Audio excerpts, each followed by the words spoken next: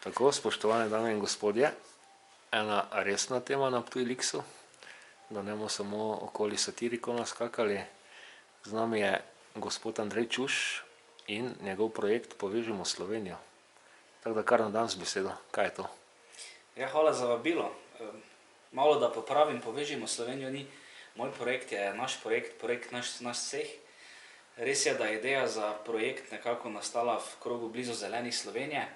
Moram reči, da sem sam zelo vesel, da je tudi doktorica Nada Pavšer, mislim, da to tudi prva oseba v Sloveniji, ki je prejela svetovno priznanje za trajnostni razvoj, je tudi ustanoviteljica slovenske mreže Ekošol. Danes jih je, mislim, da okrog 500. Ko je ona nekako se iz teh projektov umaknila, je bilo okrog 300, že to je seveda ogromno. In s temi projekti je mlade učila trajnostnega razmišljanja in sonaravnega razvoja ter življenja. Zeleni Slovenije smo nekako, bom rekel, neobremenjeni glede na preteklost ali na drugo svetovno vojno, leve, desne, sami si želimo samo izboljšati kvaliteto življenja, se pogovarjati o pravih problemih, pa glede na to, da ta koronavirus, kakorkoli gledamo, če verjamemo, da obstaja ali ne, jaz mnenje vsakega spoštujem in ga jemljem resno, bom pa pač povedal enostavno, da je privedlo do številnih kriz, pa ne zdaj samo zdravstvene, pa gospodarske, tudi socialna kriza je vse hujša, politična kriza vse hujša, v Državnem zboru imamo kulturo dialoga, kot da smo ne vem kje, če bi rekel v gostilni, bi žalil gostilne. Enostavno mislim, da po 30 letih ne moremo biti zadovoljni, tudi sam, res je, da sem star 30 let, ampak če bi bil tudi sam zadovoljen nad stanjem razvoja države, bi se verjetno tudi jaz danes ne bi bil tukaj, ampak bi sedel doma na kavču pred televizorom, pa užival v teh sadovih blagostanja, ki so nam ga centri moči z leve in desne ustvarili, ampak žal seveda temu ni tako. Zato enostavno pobuda Povežimo Slovenijo.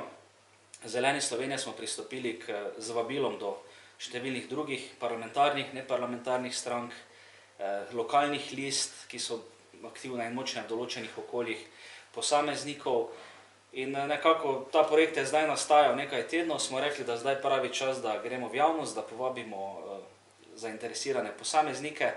Namreč vedno pred volitvami ali pa v politiki vsi govorijo o povezovanju, sodelovanju in ne vem kaj še. Ampak sami vidite, da to je samo neka prazna floskula in projekt Povežimo Slovenijo je dejansko, če gledamo politično, eden najbolj konkretnih projektov političnega povezovanja zadnjih 10 ali 20 let, lahko rečemo. Mogoče Demos je bil prvi tak poskus 30 let, danes smo seveda leta 2021 in veseli me, da tako Zeleni Slovenije kot Slovenska ljudska stranka imamo odprta vrata za vse druge, že sami pa v osnovi zagotavljamo fenomenalno infrastrukturo in jo dajemo na voljo lokalnim listam, posameznikom, da tudi seveda preko naše infrastrukture pridejo v Državni zbor. Jaz sem tak preteklih, rečemo kar lahko 12 let, pripravljal en projekt, ki bo letos ugledal tudi proti koncu leta luč sveta Slovenija v detajlih. In sem dejansko na terenu videl, da je naša država prvič tako lahko prehodna. Lani sem se celo peljal od Lendave v Pirani nazaj v Lendavo in nazaj na Ptuj, ta video še bom objavil čez nekaj dni. Da dejansko naša država zaradi svoje majhnosti in specifične lege sploh ne more eksistirati na način, kot eksistira zdaj, da imamo Ljubljano, ki je država v državi.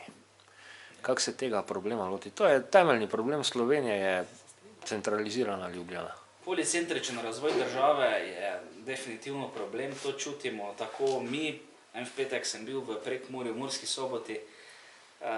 To se tudi odraža v največji tragediji današnjega časa razvoja naše države, to je izseljevanje mladih. Moji številni sovrstniki, zdaj ne bom rekel, da se selijo v Maribor, ampak ali grejo v Ljubljano ali pa v tujino in to je največja tragedija našega časa. Imamo pa seveda neke politike v državi, ki 30 let krojijo in govorijo o tem, vidimo pa, da niti še pokrajin ali pa regij nismo sposobni ustanoviti. Skladni razvoj, zakon o skladnem regionalnem razvoju je v veljavi, pa po vsakih nekako 2 do 4 letih ugotavljamo, da se še vedno bolj krepi samo razvoj Ljubljane z okolico. Pa jaz bom tako rekel, jaz tudi mislim, da Ljubljančanke pa Ljubljančani niso zadovoljni in srečni nad tem dejstvom, nad 10 tisoče posamezniki na avtomobili, ki dnevno migrirajo v Ljubljano. To tudi vpliva negativno na kakovost bivanja, prašni delci, onesnaženost okolja, vsa javna gospodarska infrastruktura, ki je, bom rekel, prekomerno obremenjena. Zato tudi jaz nekako pravim, da če zdaj mislimo resno o tem ustanovitvi pokrajin in pa tudi seveda skladnejšem regionalnem razvoju, po drugi strani pa tudi sam zdaj ravno končujem doktorat in se tudi ukvarjam malo s problematiko mladih pa mladinskih struktur na lokalni ravni. In sem v bistvu naredil raziskavo med 158 občinami v državi, namreč toliko se jih je odzvalo. In seveda številne male pa mlade in pa majhne občine ugotavljajo, da je apatija med mladimi vse večja, drug problem pa tudi, da jih ne morejo več zadržati v svojih vrstah, torej v njihovih območjih. Zato prihaja seveda tudi imamo Haloze, ki zaraščajo dobro v Slovenskih goricah. Mislim, da imamo kar nekaj prodornih mladih županov, ki kar dobro delajo, ampak to so prej izjeme kot pravilo. Zato si tudi seveda sam želim, da malo gremo z nekih tem razvoja države o partizanih, pa domobrancih, pa teh podobnih parolah in floskulah. Zdaj mi vemo, kdo zmaga drugo svetovno vojno, zdaj o tem se več ni treba pogovarjati, nekih simbolih in dejstvih iz tistih časov. Pomladiti je treba, mladim je treba odpreti prostor, čas je za menjavo generacij in tu jaz tudi nekako zagovarjam projekt Povežimo Slovenijo, ker na eni strani tudi sam sem sicer star 30 let, imam pa že neke politične izkušnje, kilometrino, po drugi strani imamo kar nekaj ljudi, ki so starejši, pa želijo pomagati svojim znanjem in modrostjo. In čas je, da mladi aktivno pristopijo in zavzamejo svoj položaj v družbi. Če smo že pri tem, mi se tu pri nas kregamo o drugi svetovni vojni, medtem ko je svet že v tretji, ki je čisto drugačne oblike, kot je bila druga. Po drugi strani pa, kako gledaš na ta problem, nekako se meni zdi, da je apatija v ljudeh povzročila to, da so dejansko tako, ko je zadeva v redu ali je bila v redu, so bili zadovoljni, čim pa bi bilo treba malo svoje možgane ali pa mišice napeti, pa so vsi polni nekega šimfanja, tako bi kar lahko rekel, da zdaj ne dolgovezem, kar vedno večje število je ljudi, ki prezirajo oziroma celo sovražijo svojo lastno državo in domovino. Medtem, ko bi se morali zavedati, tako kot je čist lepo Kennedy svoj čas rekel, ne sprašujte, kaj lahko naredi država za vas, ampak kaj lahko vi storite za državo. Misliš, je eden izmed naših tudi zraven centralizacije temeljnih problemov to, da je pretežna miselnost, kaj bomo pa mi samo dobili od države? Ja, mi imamo nek tak, tudi sociologi pa ljudje, ki se ukvarjajo s temi nekimi prehodi v odraslost in družbenimi modeli razvoja družbe, te tranzicije iz socialistične družbe v kapitalistično, ugotavljajo, da je Slovenija nek miks vzhodnoevropsko sredozemskega modela. Torej, neke vrednote nam pomenijo tradicionalne nekaj, po drugi strani pa spet se mi tudi sami veliko nekako naslanjamo in pričakujemo od države, da nam bo priskočila na pomoč. To je pač v vseh nekih znanstveni strokovni literaturi dokazano. To je pač, bom rekel, problem, ker tudi mi neke tranzicije nismo izpeljali tako kot recimo države Višegrada. Tam se je jasno povedalo, v osamosvojitvi se z nekimi praksami presekalo, pri nas pa nekako prišlo samo do nekega pakta na nivoju 2 ali pa 3 posameznikov, razdelili so si državno gospodarstvo. Jaz pač pravim, Petrol, ni čudno, da ima rdeči logotip, po drugi strani pa Slovenske železnice vedno veljajo za trdnjavo kakšne druge opcije. Isto seveda bilo z vsemi družbenimi sistemi in dokler seveda tudi zdaj, da mi mladi to zdaj zahtevamo verjetno retroaktivnost ali pa treba obrniti čas, mladi se bi mogli aktivirati, pristopiti k temu, jasno povedati, da s tem, kar imamo danes, nismo zadovoljni, želimo si alternative, predvsem pa se želimo sploh spet pogovarjati. In dokler bo nekako ta tragična tradicija, da vsak drugi sploh ne gre voliti, pa naj da vsaj neveljavno, slaba volilna udeležba v interesu trenutnim elitam, tako na državnem in lokalnem nivoju, in brez nekega napora ali pa upora, seveda to ne bo možno. Se pa strinjam tudi z drugo stranjo ali pa platjo te zgodbe, zdaj na Facebooku nekaj objaviš, pa dobiš, ne vem, po 1000 lajkov, pa šerov, pa komentarjev, ne, ali pa rečeš, da naredimo neko družbeno akcijo, ne, ampak ostane samo pri lajku ali pa komentarju, ne, da bi pa se to rezultiralo v nekem konkretnem dejanju na terenu, pa tega žal ni in dosti krat tudi samo ugotavljam, da so nas polna usta samo. Če dam tako jaz vmes eno pripombo, preden grem na naslednjo vprašanje, jaz se pa ukvarjam, ker sem dosti v tem svojem projektu o holokaustu s Poljsko povezan, so imeli težko preteklost in druga svetovna vojna in podobno, ampak ko gremo danes, pogledaš povprečnega Slovenca, takšnega, ki še ne jamra, da je v državi težko, denimo prek političnih ali sorodstvenih vezi je lepo zaposlen v javnem sektorju, ima službo za nedoločen čas, če sta dva taka lepo skupaj nabereta 2,5 do 3 tisoč evrov na mesec, lahko grejo na dopust, imajo avtek na kredit, lahko tudi mogoče kaj zidajo stanovanje.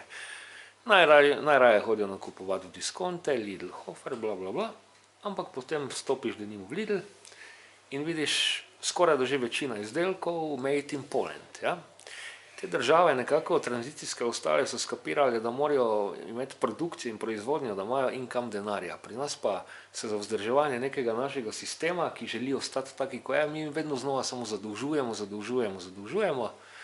In kako se lotiti tega problema, da moramo mi kot država dojeti, da če se troši, je treba tudi ustvarjati začeti in to ne samo na domačem trgu prodajati storitev prijateljem ali občinam ali državnim podjetjem, ampak dejansko na svetovnem trgu nekaj ponuditi, kar bo imelo odjemalce.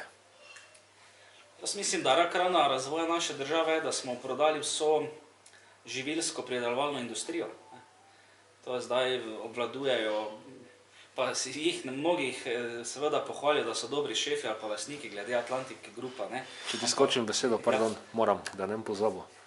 Ravno ta koalicija KUL, ki se nam ponuja, se moramo spomniti do kapitalizacije bank, prodaje Mercatorja. Mislim, kako se lahko nekdo, ki je naredil eno izmed temeljnih pokup naše države, ponuja kot rešitelj v tej situaciji. Mene je zmotilo ravno pred 2 dneva, mislim, da je bilo v časniku Večer napisano, da je ravno, pa zdaj jaz nisem tukaj v vlogi zagovornika ali nasprotnika oblasti in vlade, jaz sem zagovornik dialoga in iskanja rešitev. Ampak je ravno pred 2 dnevoma bila v časniku Večer objavljena novica, da je druga Janševa vlada ukinila varstveni dodatek. Ampak to treba seveda zavrniti, v tem primeru je šlo za laž, saj varstveni dodatek je ukinil tedanji minister socialnih demokratov dr. Ivan Svetlik. Je pa res, se opravičujem, da samo dokončam, je pa res, da je nastavil veljavnost tega ukrepa takrat, ko je prišlo do menjave oblasti. Enako je s tem problemom, ki sem ga v preteklih dneh, toliko bolj, ker se s tem ukvarjam, videl na socialnih omrežjih. Totalna bruka, kako so črtali dnevnik Ane Frank iz teh obveznega čtiva za šole, ampak to ni storila ta vlada. To so stvari, ki tudi našo Slovenijo mečejo, nekako stira vse mogoče obtoževanja, brez popolnoma jasne situacije, kdo je kaj storil, zakaj je kaj storil. Letos se izve, Ana Frank ni več obvezno čtivo in se takoj kaže na Simonitija, da nimo kogarkoli, v bistvu pa je to 2 leti stara stvar. Pač primer. Ja, politika je stvar ne akcija, ampak reakcija, jaz pravim. In ve se seveda, kdo ima zdaj nek medijski monopol v državi. Zdaj sicer res drži, da tudi madžarski forinti po drugi strani ustvarjajo drug monopol.